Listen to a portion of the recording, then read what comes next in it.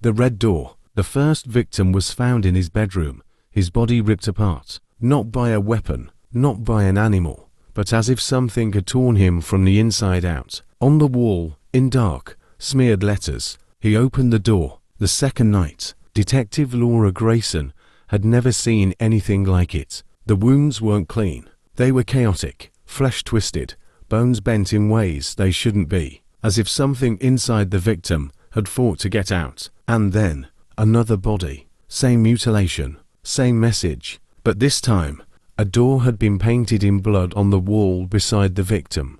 A red door. The connection. Laura dug deeper. Both victims had spent time in the same psychiatric hospital years ago. Both had been patients in Ward 6, a ward with a dark history. Patients spoke of the red door, a hallucination they all described the same way. If you see it, don't open it. No one knew why. No one believed them. And now, the people who once saw the door were dying. The third night, Laura couldn't ignore it.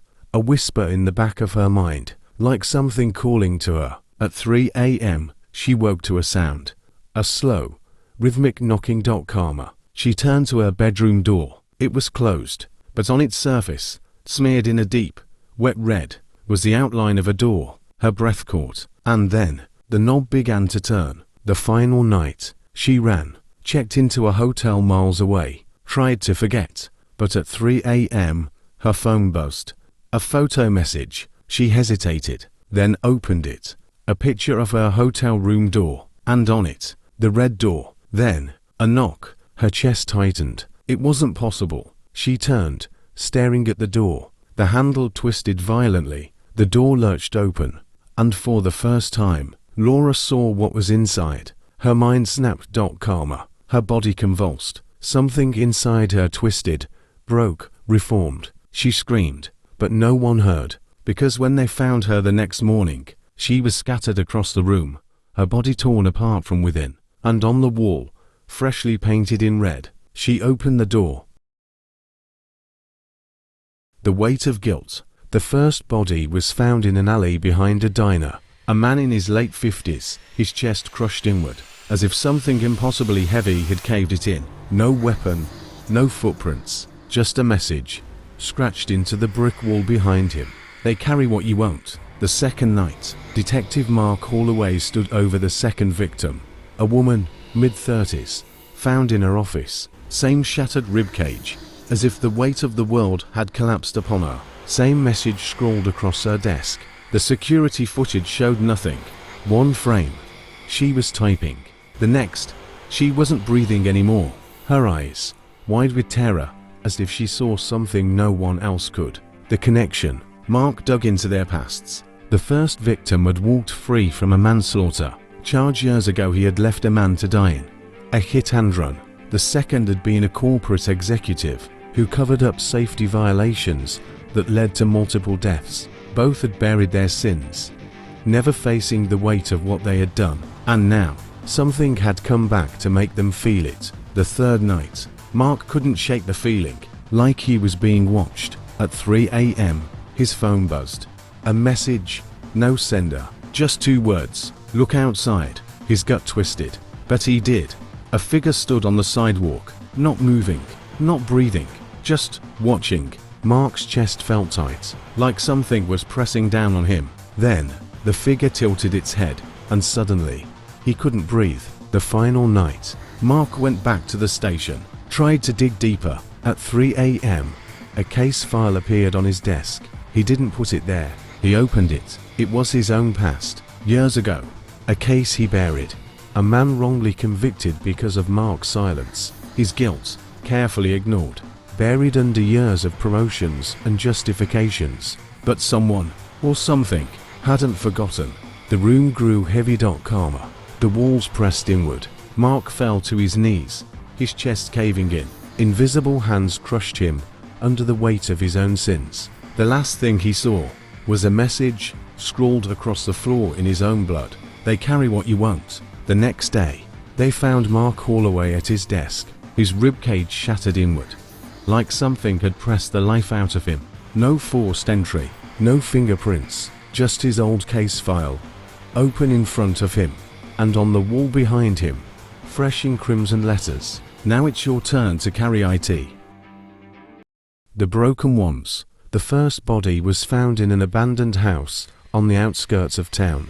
A teenage girl, her bones shattered, her limbs twisted at impossible angles. There was no blood, no sign of a struggle, just a single note, tucked beneath her broken fingers. "I fix what is broken."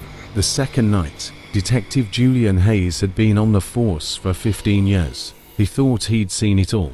But this was something else. Karma. The second victim was a man in his 40s, found in his own living room. Same mangled body, same eerie stillness, same message left behind. But this time, the note wasn't handwritten, it was typed, the ink smudged, as if the fingers that had placed it down had trembled. The pattern. Julian started digging. Both victims had something in common. They had tried to die before. The girl had survived a suicide attempt just months ago. The man had been hospitalized after a failed overdose. Someone or something had been watching them, and now they were dead, their bodies crushed and rearranged, as if someone had tried to fix them in a way that made no sense. The third night, Julian couldn't sleep.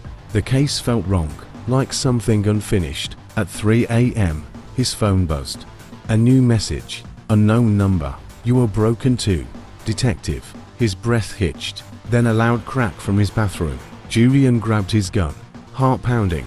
He pushed the door open and stopped cold. The mirror had splintered.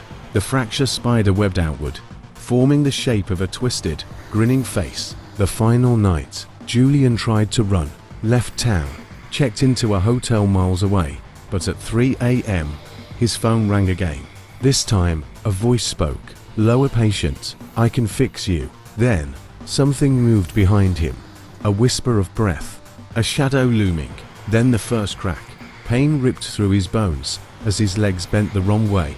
Another snap, his arms folded backward. He screamed, but his own voice choked out. His ribs caved inward, forcing his body into something unnatural. And as the last of his strength drained away, he saw it. A figure, tall and impossibly thin, its fingers long and delicate, working with surgical precision. A smile carved into its featureless face. It tilted its head and placed a note gently into Julian's broken hands. "I fix what is broken." The next day, they found Julian in his hotel room, body twisted beyond recognition, his gun untouched. No forced entry, no fingerprints, just a single note, stained in blood, and a fractured mirror that still showed his reflection, even though he was no longer there. The Whisper Game. The first death was written off as an accident. A teenage boy, found in his bedroom with his throat torn open, his own fingers buried in the wound, as if he had tried to silence himself. His phone was still recording.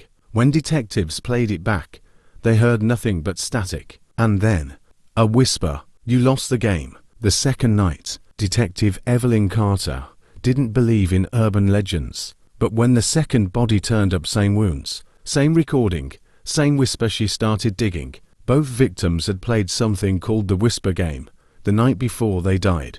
A stupid dare passed around on forums. The rules were simple. 1. Sit in the dark. 2. Close your eyes. 3. Say, "I am listening." 4. If you hear nothing, you win. 5. If you hear a whisper, you have to stay silent. If you respond even by accident, you lose the game, and it comes for you. The third night, Evelyn found an old thread on a forgotten message board. A warning, buried among years of posts. It's not a game, it's a ritual. It doesn't just hear you, it remembers. At 3 a.m., her phone buzzed. Unknown number. She hesitated, then answered. Comma. Silence. Then, a whisper. "I remember you." The line went dead. The room was suddenly too quiet, then scratching in the walls, soft at first, then frantic, like something trying to get out. She turned and saw a message etched into the fogged-up window. The final night, Evelyn set up cameras, sat in the dark. She didn't speak, didn't move. At 3 a.m., the temperature dropped, the lights dimmed, and then she heard it, a breath against her ear, a whisper, soft and hungry. "I am listening." Her own voice, spoken back to her. Evelyn clenched her teeth, stayed silent, A cold hand brushed her neck. The whisper turned angry. "Say something." Fingers dug into her skin. Darkness wrapped around her. The walls trembled with whispers. Then, everything went still. She had won the game, or so she thought. The next day, Evelyn quit the force, left town, never spoke of that night. But sometimes late at night, she wakes up gasping, because in her dreams, she hears it. The whisper, "I am still listening."